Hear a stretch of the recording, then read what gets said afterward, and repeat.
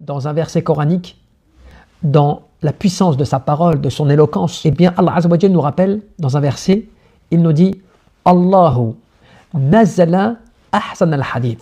Certes, Allah a fait descendre le plus beau ou le meilleur ou le plus parfait des récits. Cela veut dire, bien sûr, c'est le Coran, qui est la parole parfaite d'Allah Jalla fi'ula, par sa forme, par son contenu, par son éloquence, ses émotions et surtout ses effets sur le cœur. Allah Jalla fi'ula nous dit Kitaban mutashabihan, un livre en harmonie, ou bien un livre harmonieux. Les versets se confirment, s'éclairent mutuellement et se complètent dans un équilibre et une cohérence parfaite. C'est cela que tu comprends par Kitaban mutashabihan, cette harmonie parfaite, cette complémentarité parfaite des versets, des uns par rapport aux autres, de l'emboîtement de ces versets, de l'éloquence, du style linguistique de ces versets, qui est la parole d'Allah Jalla fi'ula, qui constitue le plus beau, le meilleur des discours et des récits. Mathaniya est le terme qui vient après, à répétition. Ces récits,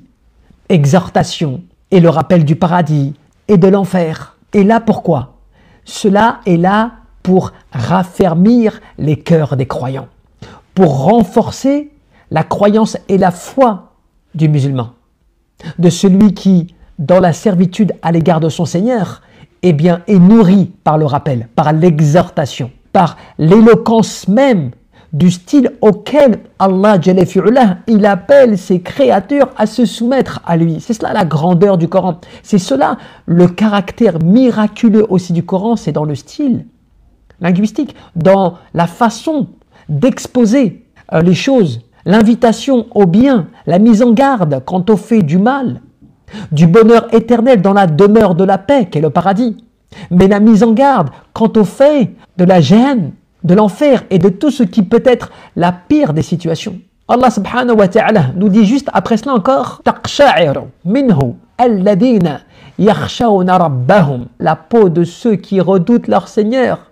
frissonne à l'écoute de quoi donc? Du Coran, de la parole d'Allah subhanahu wa ta'ala. Pourquoi cela, mes frères et mes sœurs? Parce que le Coran ébranle fondamentalement, profondément ceux qui ont la crainte d'Allah Azza wa Jalla, au point que leur cœur et leur corps réagissent à cet effet. Et cela par quoi? Par respect et par crainte révérentielle qu'ils ont à l'égard de leur Seigneur. Comme quand Allah Jalla fi'ula te dit même dans un autre verset Alladina yakhshawna rabbahum bil ghayb lahum maghfiratun wa ajrun kabir. Tu vois, certes ceux qui craignent leur Seigneur alors qu'ils ne l'ont pas vu, à eux une énorme récompense. À eux une immense récompense. Ensuite Allah Jalla fi'ula nous dit thumma talinu juluduhum wa qulubuhum ila dhikrillah. Puis leur peau et leur cœur s'apaisent au rappel d'Allah Jalla fi'ula.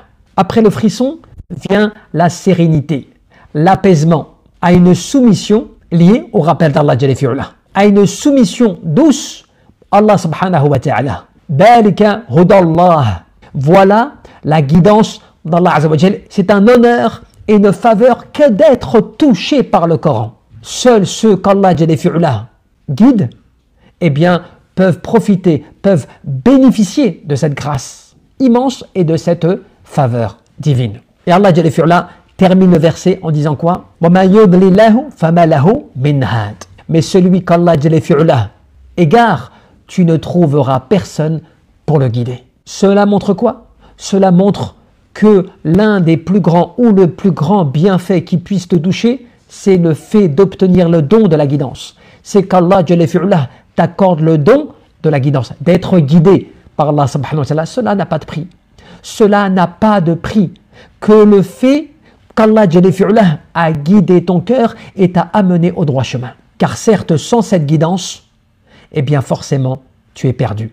Sans cette guidance, tu es dans les ténèbres, enfoncé dans le noir même des ténèbres. Et c'est cela, la misère même, si je puis dire, de l'égarement dans ce bas monde. Ainsi, mes frères et mes sœurs, ce verset que l'on vient d'expliquer, eh bien, nous rappelle, donc à la lumière de ce que nos savants du tafsir nous ont éclairci à cela, eh bien que c'est une faveur, un don, une grâce immense que d'avoir cette guidance, que d'avoir cette lumière qui te permet de vivre et d'obtenir ce rappel par le Coran. Que celui-ci fait frémir les cœurs, fait frissonner le corps, que celui-ci apaise les mots et adoucit la foi dans le cœur du croyant. C'est donc quoi donc? Que représente finalement ce Coran? En réalité, en métaphore, il est un miroir pour nous. Ce Coran est un livre vivant, c'est un livre qui nous permet justement de nous remettre aussi en cause et de pouvoir profiter de ce qu'il y a de meilleur en termes de rappel et de récit, par son éloquence, par sa puissance linguistique, par son miracle de la révélation qui est la parole d'Allah. Et bien évidemment, celui qui comprend cela, qui vit par le Coran et qui obtient cela, forcément, il fait partie des plus grandes créatures auprès d'Allah, puisqu'il bénéficie de la foi de celui qui est guidé par la lumière d'Allah, au point même qu'Allah te dit celui qui croit en Allah, Allah il lui guide son cœur. Cela c'est une faveur, c'est un miracle si je puis dire, par le fait que tu sois guidé, alors que d'autres ne le sont pas.